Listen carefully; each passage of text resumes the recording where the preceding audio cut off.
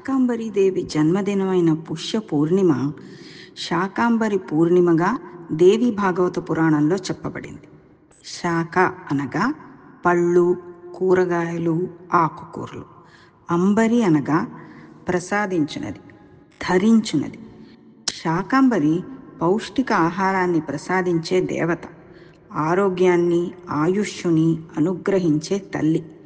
శాకాంబరి నవరాత్రుల ఆఖరి రోజు పుష్యపూర్ణిమ శాకాంబరి జయంతిగా మనం జరుపుకుంటున్నాం.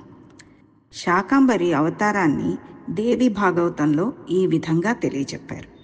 దుర్గముడనే రాక్షసుడు భయంకర కరువు కాటకాలను కల్పించి భూలోక వాసులని పీడించసాగాడు.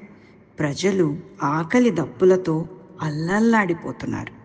దుర్గముడు వేదాలను అపహరించి శాస్త్ర ప్రమాణాలు కూడా లేకుండా చేశాడు. ప్రజలు దేవి భగవతికి మొరపెట్టుకున్నారు.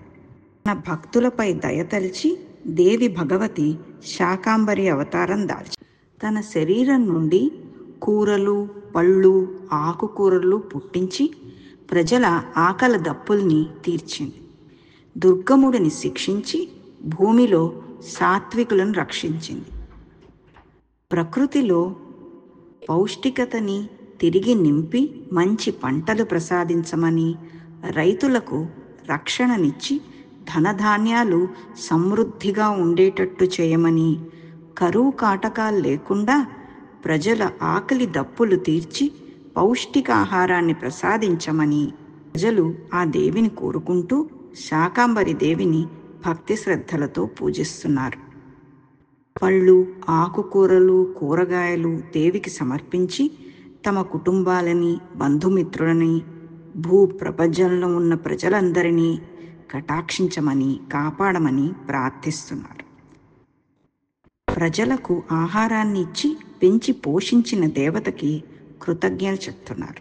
శ్రీ శృంగేరి జగద్గురు మహాసంస్థానం శ్రీ శారదాపీఠం భాగ్యనగర్ శంకరమఠంలో శృంగేరి జగద్గురువుల ఆధ్వర్యంలో పలు సంవత్సరాలుగా ఈ పుష్య పౌర్ణిమ రోజున అమ్మవారిని పూలతో, పళ్లతో, ఆకుకూరలతో, కూరగాయలతో అలంకరించి పూజలు జరిపిస్తున్నారు.